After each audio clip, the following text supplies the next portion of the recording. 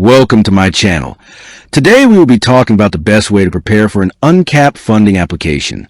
When I first looked into uncapped funding, which is essentially revenue-based financing without the equity dilution of venture capital, I thought it would be as simple as sending my latest P&L.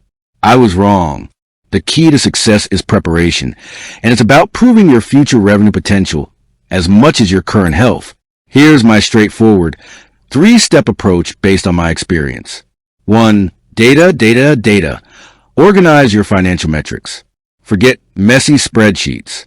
These applications are highly dependent on your actual, provable sales data. For many uncapped lenders, their entire model is built around integrating with your sales and accounting platforms. Think Shopify, Stripe, QuickBooks. My biggest takeaway was that you need to make this integration as seamless as possible. Ensure data consistency.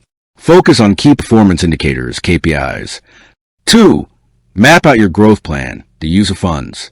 You're asking for capital to accelerate growth, so you need to show exactly how you will use it to generate more revenue, which is how they get repaid. I made the mistake of saying, I'll use it for general working capital. That's too vague. You need specifics. Be explicit. Show a clear RO. 3. Understand and accept the repayment mechanism. Uncapped funding often involves percentage of your future revenue until the advance amount plus a fixed fee is repaid. This isn't a traditional loan with a set monthly payment. It's dynamic, which is both a benefit and a challenge. Run scenario. Talk to your dedicated representative. Preparation for uncapped funding is about becoming obsessed with your numbers and having a clear, data-backed plan to use their capital to drive revenue. It's a transaction built on trust in your financial performance and your ability to execute a profitable growth strategy. With that being said, thank you for watching.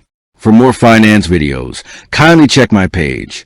Please like, share, comment, and subscribe to my channel. Thank you.